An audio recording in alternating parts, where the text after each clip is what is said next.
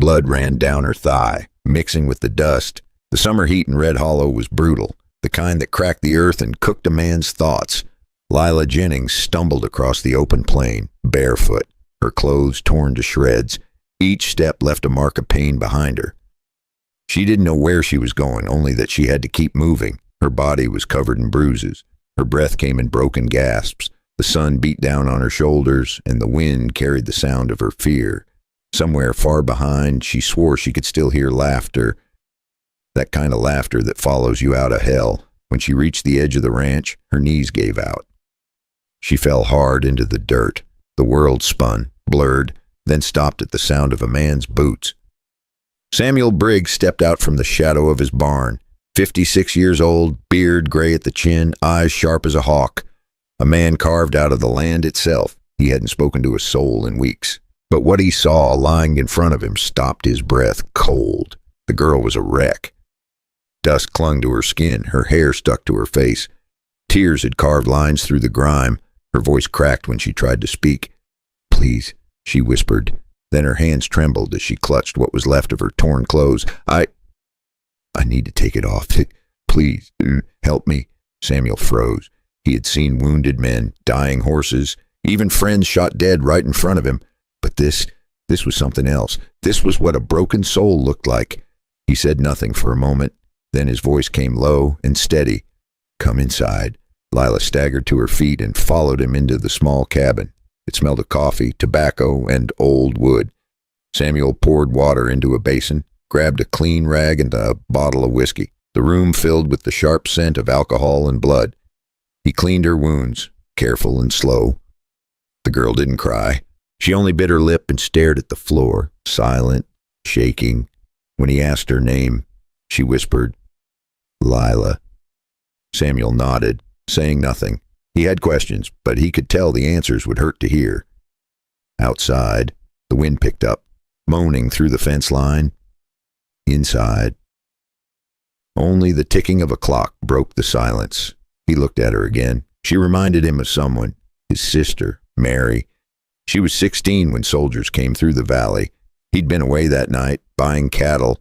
By the time he came back, she was gone. That guilt had lived in him ever since.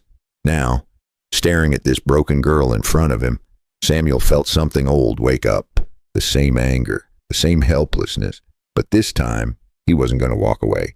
"Drink this," he said, handing her the glass. Lila took it, her fingers trembling. She looked up, eyes red but steady. "Are you going to send me away?" Samuel didn't answer right away. He looked out the window, at the land stretched endless under the sun, then back at her. "No, you're safe here." The words hung heavy in the hot air, for the first time in years. Samuel Briggs felt the storm building again in his chest. He didn't know who had done this to her, but he knew one thing for sure: if the devil had a face in Red Hollow. Samuel planned to meet it head on, and the question that burned in his mind was simple. Could a man who'd lost everything once save someone this time before it was too late? The sun was setting when Samuel stepped out on the porch. The sky burned orange, the color of old wounds. Inside, Lila was sleeping, her body finally giving up to exhaustion. He watched the horizon, quiet, the way a man watches a storm rolling in. For years, Samuel had chosen silence. No visitors, no friends, no damn trouble. But tonight, trouble had walked right through his door and bled on his floor. And for some reason, it felt like it belonged there. He went back inside. Lila stirred when she heard the floorboards creak. Her voice was soft, still raspy. "I didn't mean to cause you no harm." Samuel shook his head. "You didn't." He sat down across from her, poured 2 cups of coffee, and slid one her way. Steam curled between them like a fragile peace treaty. "Who did this to you?" She hesitated. Her fingers wrapped tight around the cup, knuckles white. "The mayor's sons." Her eyes dropped to the floor. "They said my daddy owed them money. But he's been gone near a month. The fever took him. They came anyway." Samuel's jaw tightened. He had seen their kind before, men who thought money made them untouchable. Men who believed pain was theirs to hand out. He leaned back, took a long breath. Those boys ever pay for what they do? Lila gave a bitter laugh. In this town, they don't pay for nothing. Samuel looked at the fire, the light flickering against his face. Something hard settled in his chest again. He remembered the soldiers. He remembered Mary. And he remembered doing nothing. That was the part that still burned. He stood up, slow and steady, like a man making peace with a bad decision.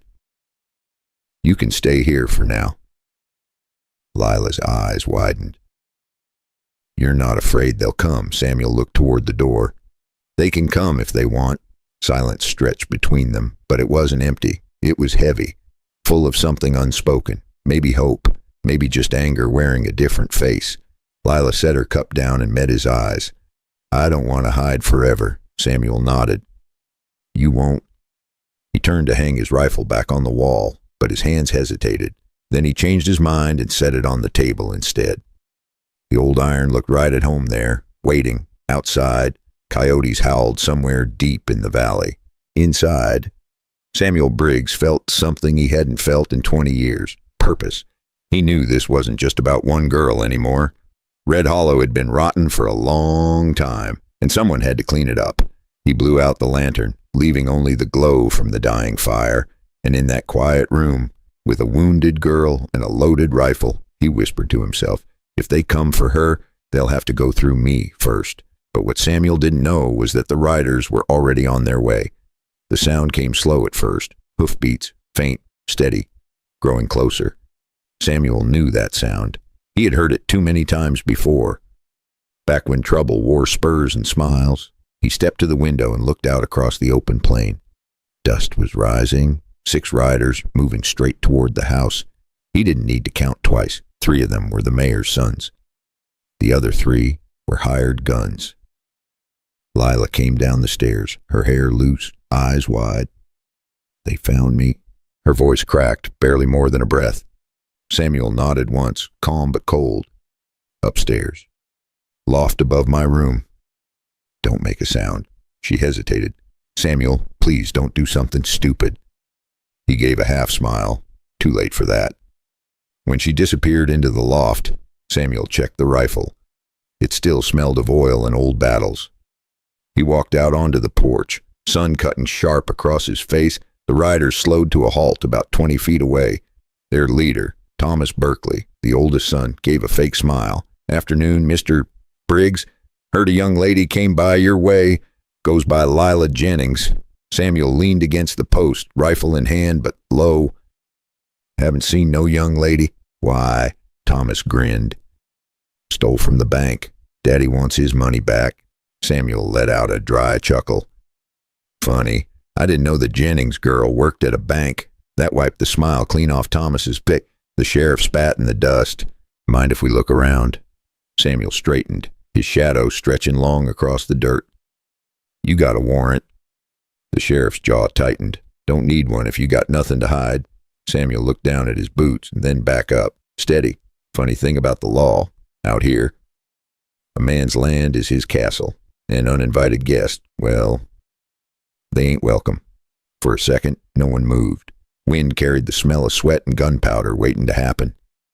Then Thomas tugged the reins, turned his horse around. We'll be back. Old man, Samuel nodded slowly. I'll be right here. When the dust settled, he went back inside.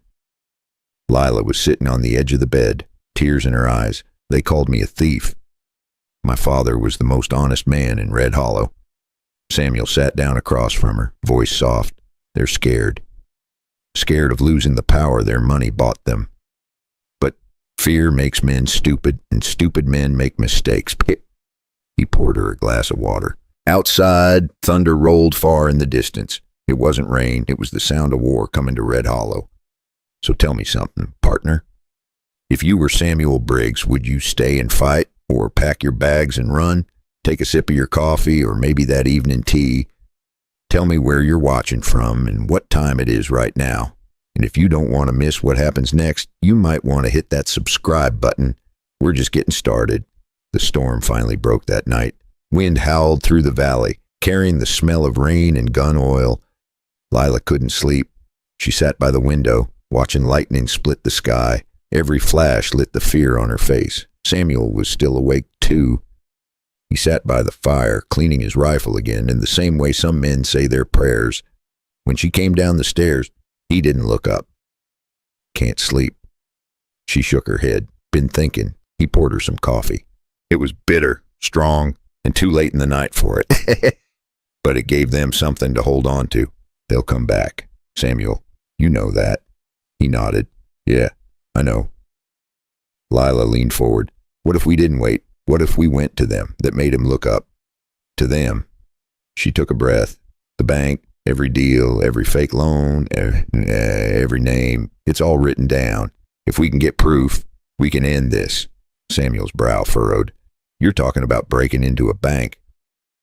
That's a hanging offense. So is what they did to me. Her words were quiet, but sharp enough to cut the silence. Samuel looked into her eyes. They weren't just scared anymore. They were determined. He leaned back, thinking, Old man Berkeley's too cheap to fix that back window. Always said no one's dumb enough to crawl through broken glass. Lila smiled for the first time in days. Guess he never met us. By midnight, they were in town. The rain had turned the dirt streets into rivers of mud.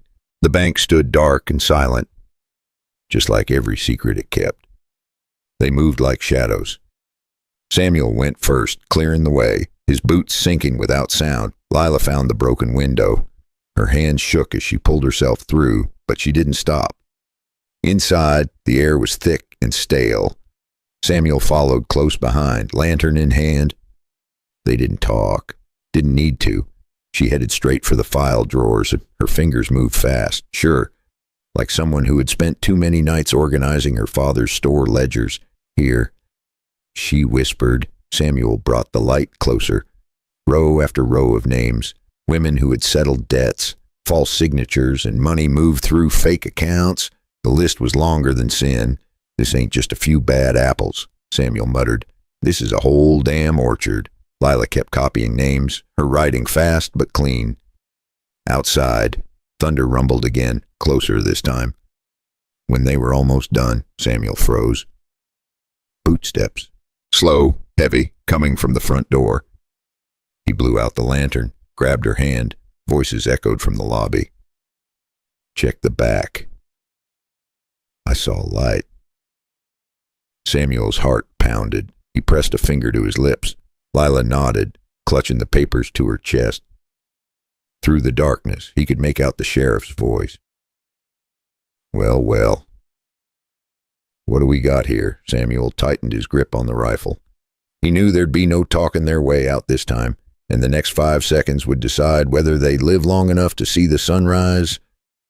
The first light came slow over Red Hollow. Smoke still rose from what used to be the town bank. The fire from the night before had burned through the roof, leaving only black bones and silence. It took days for the smoke to clear, and even longer for the truth to reach Denver. But when it did, the law came riding fast, like thunder rolling down the plains. Samuel and Lila stood on the hill above it, watching the lawmen ride in. This time, they weren't the sheriff's men. These were federal marshals, sent from Denver. By noon, half the town was in chains. The mayor's sons, the sheriff, every man tied to that rotten tree of corruption. When the noise settled, Samuel looked at Lila. Her face was calm, almost peaceful. She had been through hell, but somehow she had come out stronger. Your father would have been proud, he said. She nodded, eyes glistening in the morning sun. A few weeks later, Lila stood in front of the old general store that once belonged to her family. The government had returned it to her. Along with more than she ever expected, Samuel came by, hat in hand. You could rebuild this place, make it bigger than before. Lila smiled. I could, or maybe I could use it to help others who lost everything too. He smiled back, a quiet kind of proud, the kind that doesn't need words. And as they stood there, a warm summer wind swept through the street, carrying the dust of a new beginning. People in Red Hollow still talk about that night. Some say it was justice, others call it fate. But the truth is simpler. It was a choice made by two people who refused to stay silent. Because sometimes it only takes one person brave enough to stand up for others to find their voice, and sometimes that one act of courage can change the whole damn town. Now I want to ask you something. If you were Samuel Briggs, would you have done the same? Would you risk everything to protect someone the world had already turned its back on? Take a sip of your drink, lean back, and think about it. And if this story moved you even a little, hit that like button. It helps more than you think. Then tell me down in the comments where you're watching from and what time it is right now. I'd love to know. Before I end this video, I just want to take a minute to speak from the heart.